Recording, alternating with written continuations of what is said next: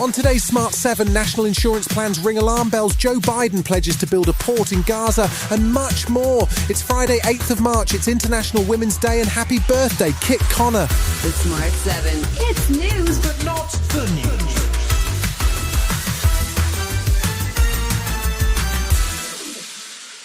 It's been almost a week since a senior Tory figure found themselves in hot water, but I guess they've been busy with the budget. That all changed on Thursday, though, as it emerged the UK's Science Secretary, Michelle Donnellan, has had to pay damages to an academic for suggesting that she and a colleague supported Hamas. The confusion apparently arose because Donnellan misunderstood a tweet from Professor Kate Sang and wrote a letter to UK Research and Innovation calling for Sang's removal from an expert panel. The settlement of £15,000 was paid by the Department of Science. Labour leader Sir Keir Starmer says taxpayers must be astonished at how the government operates. Totally insulting. We need a change. I'll tell you something else. If we're privileged enough to come into power and have a Labour government, we will never allow that sort of thing to happen. That will be history. There have been calls for Donnellan to be sacked, but Rishi was still backing her on Thursday on the basis that the department's legal advice had been to go ahead with the defamatory letter. Leader of the House, Penny Mordaunt, was at the podium, trying her best to put a positive spin on matters. When the Honourable Lady was entitled to redundancy payments from being a Secretary of State, she did not take that and handed it back to the department. And I think that speaks volumes about the Honourable Lady's character.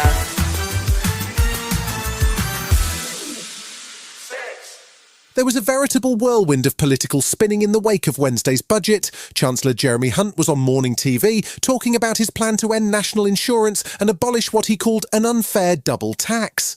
But it wasn't clear how exactly that would work in practice, raising questions about whether the Tory party were floating an unfunded £46 billion tax cut, which would alarm economists and, according to Labour, would be worse than the disastrous Liz Truss mini-budget. Rishi Sunak had no detailed answers either on the national insurance question, but was keen to reassure potential voters that the economy was on track. The direction of travel is now crystal clear. Our plans are working. Because of the improvement in the economic environment, we've been able to start cutting people's taxes responsibly.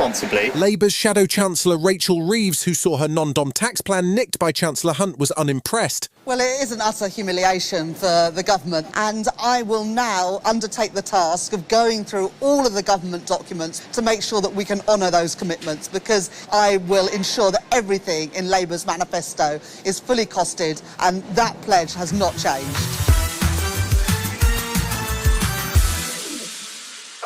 Ukrainian President Zelensky announced a new role for his former commander-in-chief, Valery Zaluzhny, on Thursday. He's going to be appointed as Ukraine's ambassador to the UK, a prestigious job, but also one that will keep a perceived rival out of Ukraine.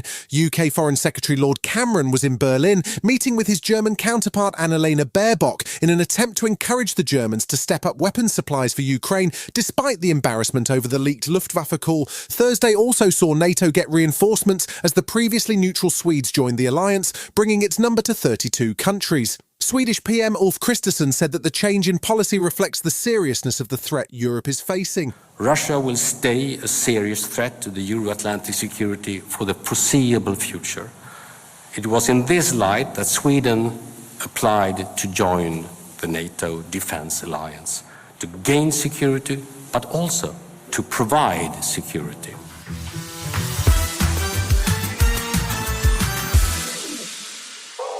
Thursday evening saw US President Joe Biden address both houses of Congress in the annual State of the Union speech.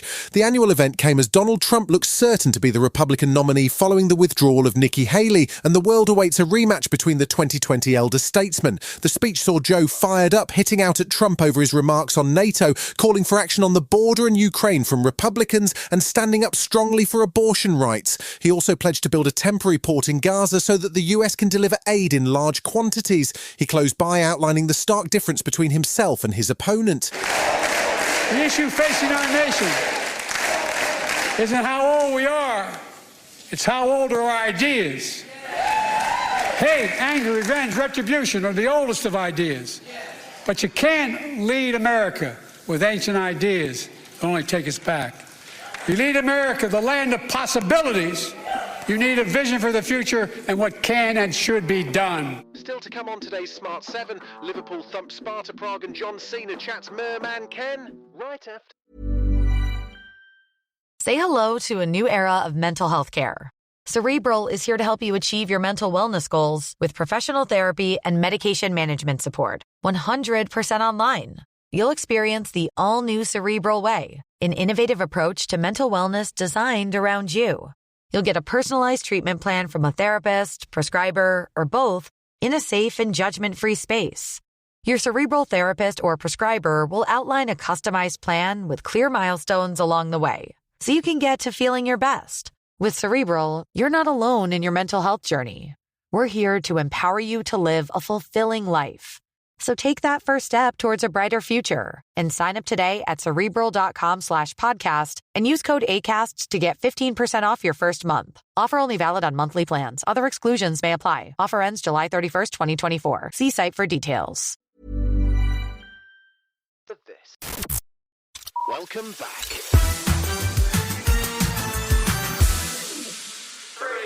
Thursday night saw Europa League and Conference League as the first legs of the last 16 round got underway.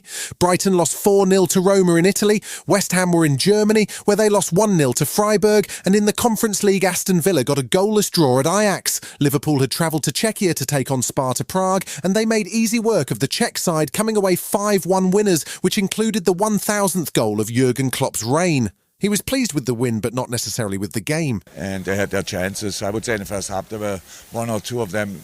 If it would have been a goal, I'm pretty sure it would have been offside, but didn't get checked then in the end, but looked like from the sideline at least. So, not a fantastic game, but a fantastic result.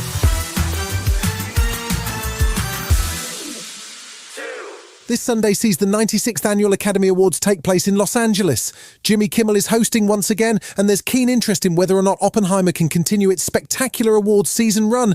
Barbie has 8 nominations, including for Best Picture, and Ryan Gosling is due to perform the Billie Eilish-penned I'm Just Ken on the night. It might also get him an Oscar. One man who was in the movie but sadly wasn't nominated for his heartbreaking portrayal of Merman Ken was John Cena. He's been chatting about how he landed the dream role. That is a happy accident right there. I ran into Margot Robbie at dinner, came over, gave me a big hug. She said, "You should do Barbie." I said, "I'm trying to do Barbie." And she was with the people making the decisions for Barbie, and she's one of those folks. And so I get a call the next day. I didn't think I was going to be Merman, but then I got to be Merman Ken. Yes!